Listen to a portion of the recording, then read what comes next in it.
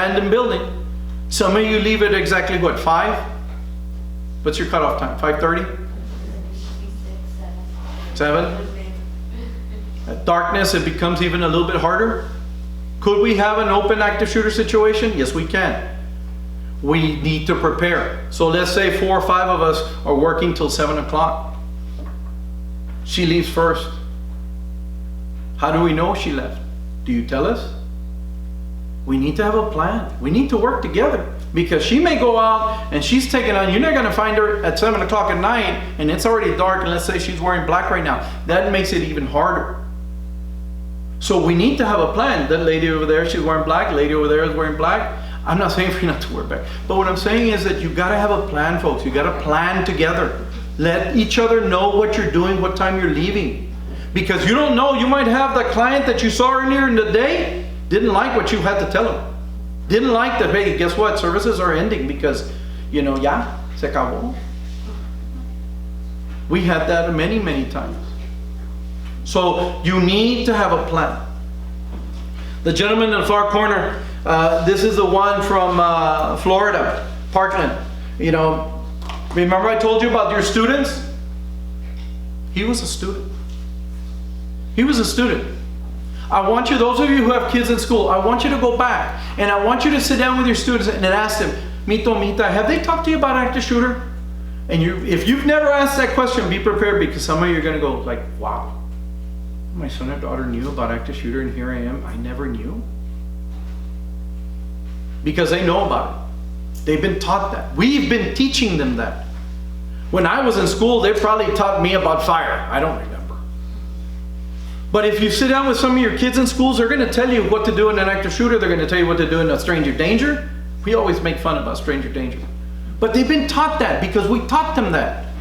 This gentleman was being taught the same thing we taught each one of these students. And so the training that he'd received from law enforcement and from teachers, he used it as an active shooter.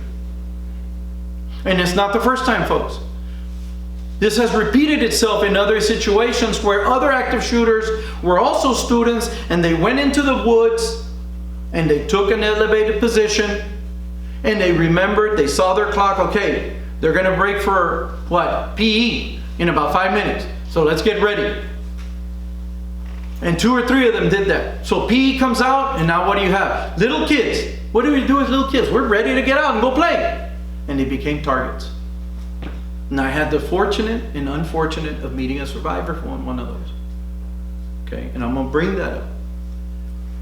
We talked about women. If you look at the picture, there's a woman there. YouTube. Corporate headquarters. And she went out there and she knew what she wanted to do. Luckily,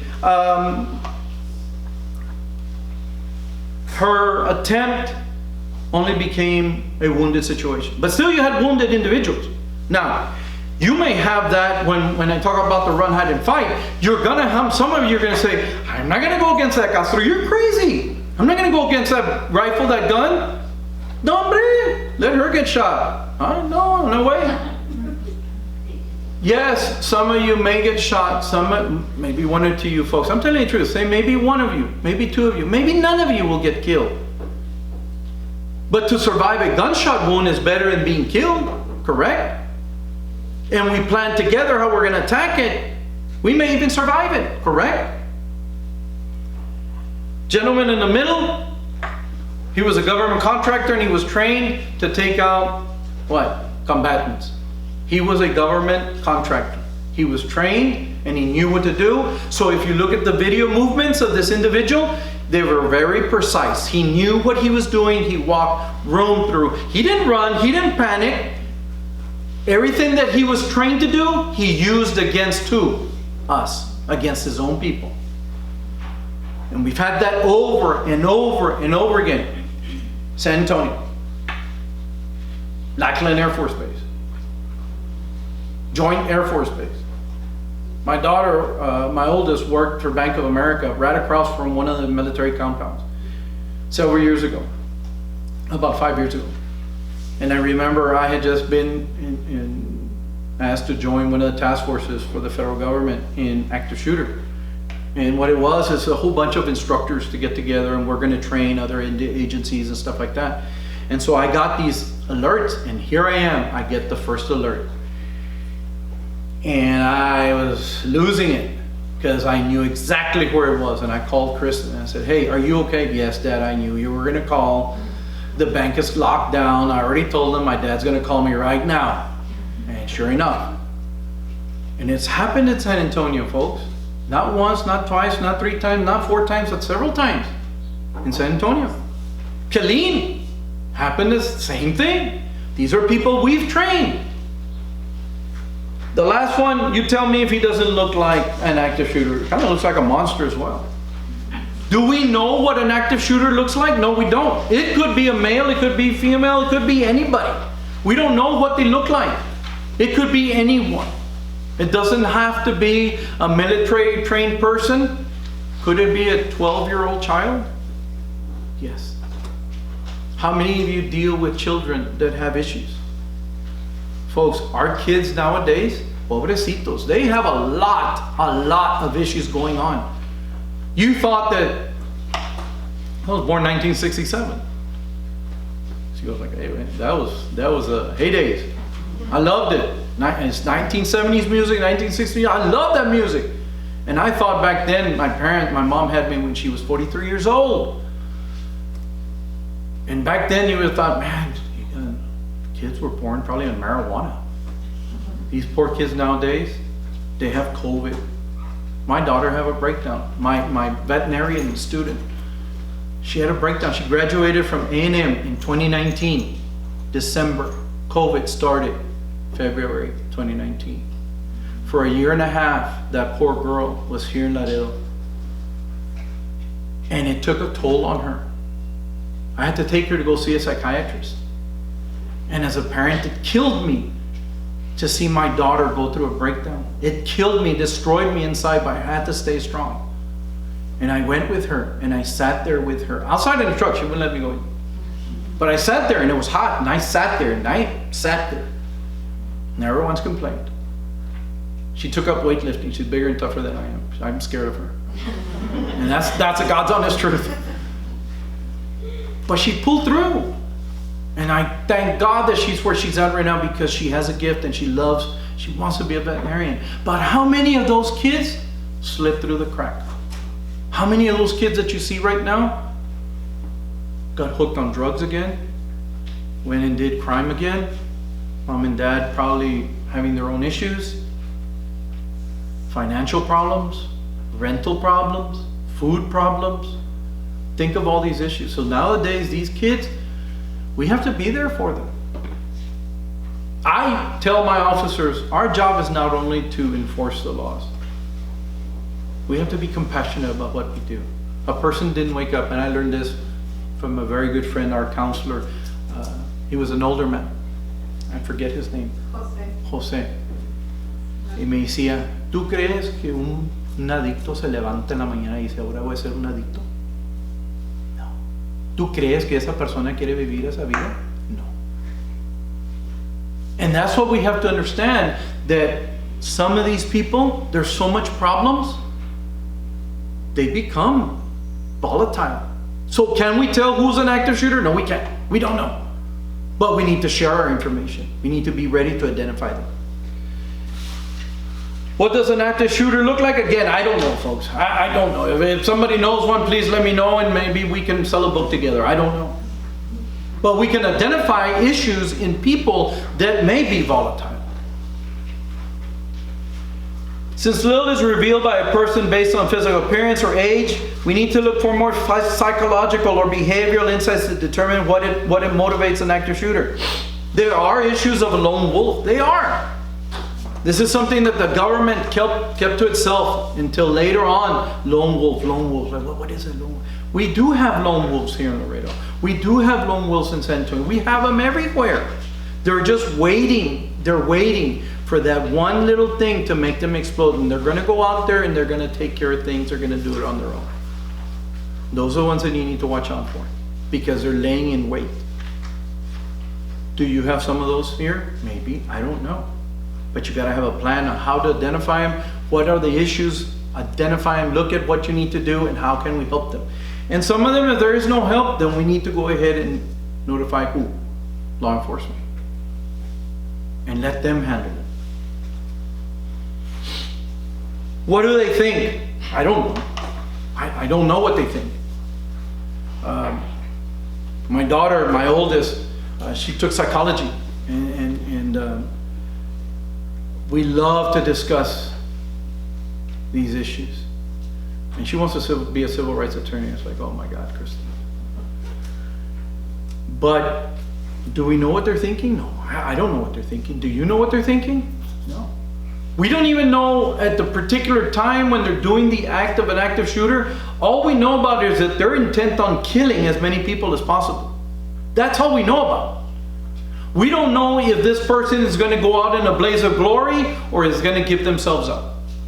We don't know why the one in Parkland gave themselves up, and we don't know why the ones in Columbine decided to kill themselves. I don't know. Only they know. And many times it goes unknown, folks.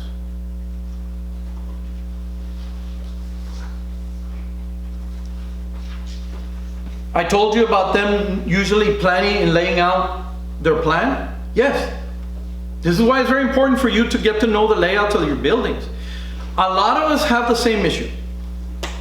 And I say this to the instructors at the school. How many of you go to the same classroom? How many of you go to the same office? How many of you go to the same building?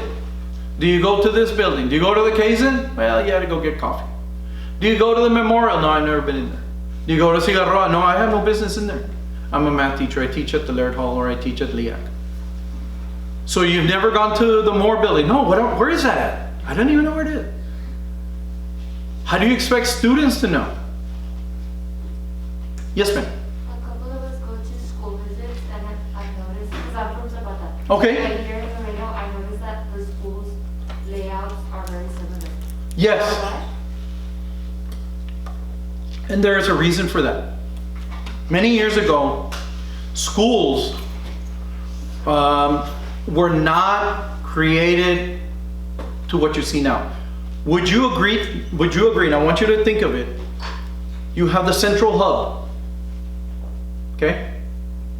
And then around the central hub, now he used to work for UISD and I worked for UISD as well. I worked 5 years for UISD. You have the central hub. Out of the central hub, you have one corridor going this way, one corridor going this way, one corridor going this way, another one like this, another one like this, another one like this. Where else do you see that? Very good. There's a reason for that. The central hub controls areas, and you can see down the area. Okay? Before, schools were not built that way. They were not built institutionalized. They're done that way for safety reasons. Whereas the administration in the center can monitor each corridor. Am I correct? People have their pros and cons about that. Well, my son and daughter are being treated like they're in prison. No, it's for their safety. And with that comes several other safety issues. And we're going to touch about that in the run, hide, and fight section. Where the doors, why do they not have windows? Why do they have a small window? Do they open inward or outward? Are they metal or wood? All of that comes into play. Okay? And you're going to find a difference between some of the ISDs and how they handle active shooter situations. The outcome's the same. Run, hide, and fight. Get away from the threat as much as possible.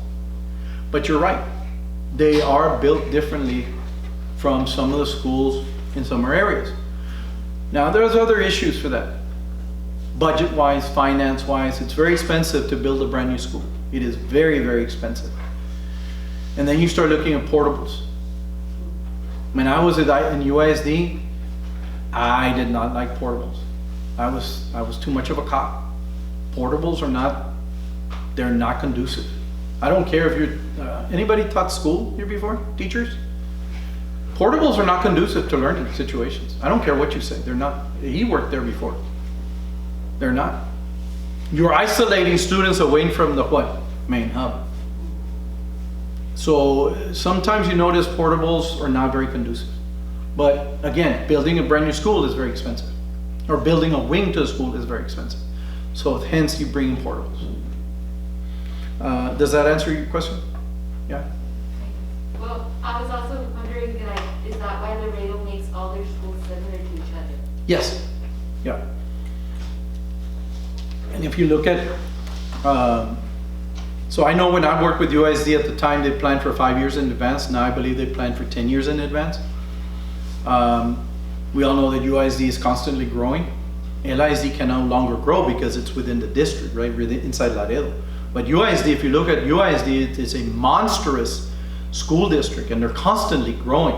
And so they have to keep up with the demands and the needs. So I can tell you right now, when the new high school was built, it was already behind. Because by the time it got off the ground and everything, it's not their fault, but you know, population just boomed. Laredo's growing. So yeah, that's why.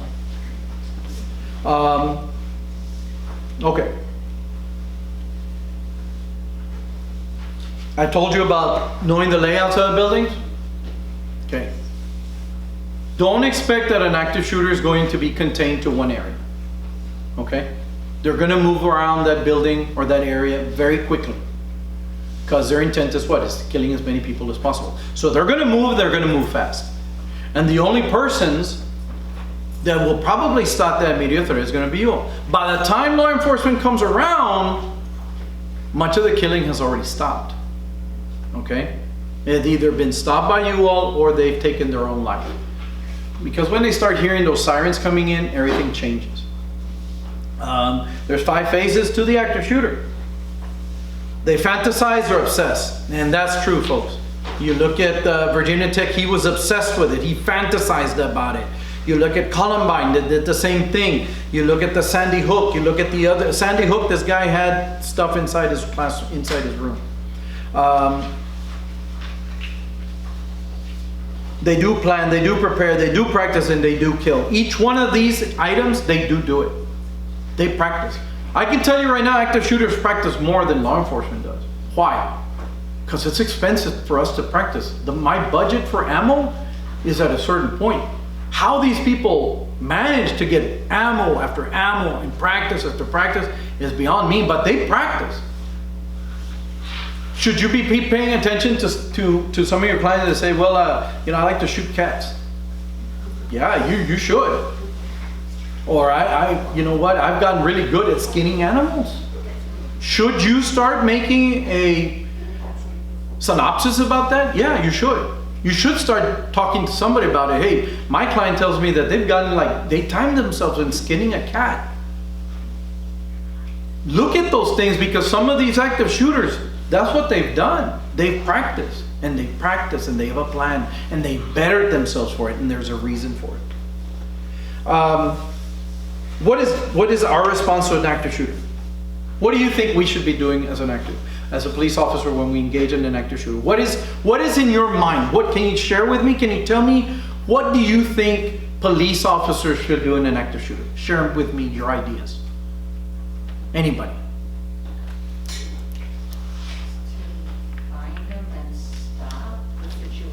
Yeah. Sure. Okay. Anybody else?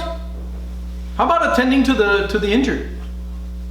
Where does that put your priority idea of us? See, it's not like what you think in the movies. It's not. When police are activated to an active shooter incident, we are going to come in and we are going to do what? Enter that area, whether it's 1 officer, 2 officers, 3 officers, doesn't matter. We're going to search for that shooter. We're going to go to the sound of shots fired, screams, and we're going to isolate that threat and neutralize that threat. Those are very nice words, right, for what I'm trying to say? Okay, so we're going to isolate and neutralize that threat. We're going to make sure that there are no more other threats anywhere else. Now, I've heard the sergeant say this. Is it a 2-story building here? Yes. How long do you think it'll take for, let's say, 2 officers to search this whole building? You're probably looking at about maybe 2 hours. And that's considering we've already identified the threat, neutralized the threat, handcuffed the threat or threats, and make sure that there are no other threats. How many of you are going to think, hey, wait a minute, but I've been shot, man. You didn't even stop to help me. You just passed by. Hey, you. Now you laugh, right? You were like, everybody was asleep for a while, and I was going to say, you. See, that is the perception that people have, is that police officers are going to come in and we're going to save the world. Well, my S is not here. Make myself fun, and I say I have a Superman thing, right? Now you laugh. Right? Folks, when we come in, we're going to neutralize the threat, we're going to end the threat, and we're going to search the entire building. And the truth of the matter is that when we come in, nobody else comes in until we give the clear, and then a secondary unit comes in, or maybe a tri-terry unit comes in, and they will start doing what? Treatment and assessment of the injured. The last ones on the list are going to be the people that passed. There's nothing we can do for them. And you're going to get upset because these are your co-workers, correct? These are the people that you work with. So, how dare you left my friend there on the ground for 2-3 days? Here's the other thing, this is now a crime scene. And we have to work a crime scene. Sandy Hook students stayed there for days. Can you imagine how their parents felt? Can you imagine how the police officers felt? I have the honor and the misfortune to meet one of those investigators. And he never went back because he couldn't handle it. It was traumatizing. So imagine. See, these are the ideas that I want you to understand. These are the perceptions that we need to correct, because campus police or Laredo Police Department or Sheriff's Department or whoever it is, even the government police, they're going to go in there and they're going to do one thing first, and that is to isolate the threat, neutralize the threat, search the entire area, make sure that everything is clear. Then we're going to evacuate people out. Now I'm going to ask you, go outside with your hands up. I'm going to tell you, leave everything behind. Don't be getting your phone. Don't be getting your Gucci purse, your sandwich for the day. No, leave it there. You're going to walk out. And we laugh about it. But there's videos that I wish I could show you where there's active shooter situations. There was one that I would always show to our faculty and staff. It was a board meeting in Florida. The husband gets upset because his wife had been fired by the school board. So he gets up and he does an anarchy sign. He stands in front of the board and he has a gun in his hand. He says, "Lousy shot." He starts shooting, but he misses everybody. At the end, there's the chief of police that's at the end, and he gets up and he goes to his car and comes back because he had to get a different gun. It's ridiculous. He had a gun with him, but he felt he needed to go get a bigger gun. I don't know. So he comes in, but at the time, the shooter tells the people to get out, to leave. And some people did exactly what we were trained to telling them to do, was to run, hide, and fight, right? Some people ran. Some people hid. And when they said, get up and leave, and I'm not picking on ladies. I'm not. But before I leave, let me take my Gucci bag. Let me take my cell phone. Let me take my papers. We have one lady that is seen leaving and then coming back with her purse. And somewhere he turns around with a gun and he says, oh, and she walks out, she runs. Why would you come back? In all my presentations that I've been doing in over 10 years, I've had instructors. Hey, Castro. Hey man, I got a concealed handgun permit, man. I got to go to the truck. I'm going to get my gun and I'm going to come back and I'm going to help you. Why? Are you an idiot? Why would you come back? First of all, we're in uniform. You're in plain clothes. Are you a cop? No. Why would you want to be a hero? Because you got a concealed handgun? You have to have a plan. And all of this I bring up because, believe it or not, folks, this has actually happened. Whether in real life or in discussion or in trainings. It has happened. And guess what? When something like this happens, and heaven forbid it ever happens here at any one of your facilities, or at a Walmart or anywhere, you're not going to get just guys in blue uniform, or in green uniform, or in brown uniform. You're not going to get the whole rainbow. You're going to get people, maybe female agents like her, special agents in plain clothes, and they're gonna come in plain clothes. Maybe with their badge down here, maybe with their badge hanging, but it tangles, he se voltea, and you're not seeing the badge, but you're seeing the back of the leather plate. Maybe they come in, they didn't have their badge. They don't have any markings, and they're gonna come in with a gun. Would you be terrified? Oh, hell yes. El Paso, Walmart, military guy. You remember the El Paso shooting? So there was a military man, African American. His training kicked in, and he started grabbing kids to save them. A black man in fatigues. And he had a concealed handgun permit. So guess what? His training kicked in. He pulled out the weapon. And he's carrying kids. The kids are screaming and fighting. What would you think? Right? It's already going sour, right? He walks out of Walmart and he stops and he said, oh, he drops the kids and he drops the gun and he goes like this. And the cops went after him because they thought he was a shooter. He wasn't. He was an innocent bystander, military man in military clothing, had a concealed handgun and was only trying to carry. Big guy. He picked up 2 kids in each arm with a weapon, trying to save them. Could he have gotten killed? Yes. Yes. So what am I saying? When you make your plan, talk to one another. If you and your husband have a plan, talk to one another. Hey, meow. Hey, babe, you know what? You're a federal agent. You're Superman. You're a cop. Whatever. If you have a concealed handgun permit, talk to one another.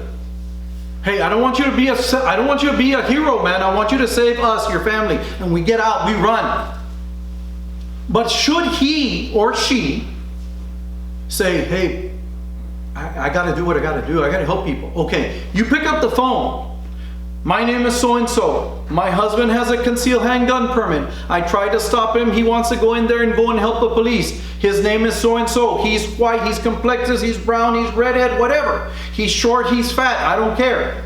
He's wearing a cowboy shirt, losing his team in America, whatever, right? He's got shorts and flip-flops. He looks like a hippie, but he's got a concealed handgun. He knows how to shoot. Please don't kill him. Have we tried to save him? Yes. We have to have a plan, and that's what I'm trying to get you to understand.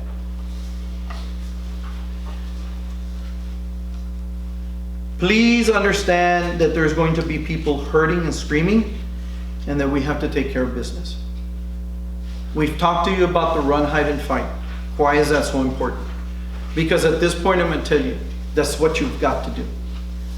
Do not be a hero. Do not be that type that says, I have military training. I saw Rambo about 5 times and I'm ready to go, man. I'm ready to do this. Let's go. Come on, bring it on. You know, I've got my pair of hand clippers and let's do it, man. No, get out of there. Okay? Get out of there. Funny as that may seem, when I asked Ms. Marquez, are you employees allowed to carry knives? What'd y'all say? No, we're not allowed to, right? And yet there was a lady in the back sitting over there. And I could see her, I was like, oh, you must be an executive or administrator. No, but I got a knife. And she did. So the most beautiful knife. It was one of those little Swiss Army knives. You know, the ones that you carry in your keychain. And that's what I'm saying, it was the most beautiful thing, because that little thing is a weapon. And it could be used to cut a pant. It could be used to, you know what, I'm going to show you all right now how to handle one of those doors. And while 2 or 3 of you are pulling on that door, could maybe she, and don't think that it has to be men, could she have taken that knife, prepared it in her hand, maybe it was about this big, and just hit that guy in the face, or that lady? Yes. You're not going to kill him, but you stopped the threat while the rest of you attack that person. You see what I'm saying? So that's what I'm telling you. You got to have a plan. Look at what you have. I bet you right now, I'm going to ask some of you to bring me some of your stuff since I'm not really allowed to move around. But I'm going to show you some of the things that you have that are weapons. So run, hide, and fight. We want you to run away from it. We want you to hide and If you can't run and if you can't hide, what are you going to do left?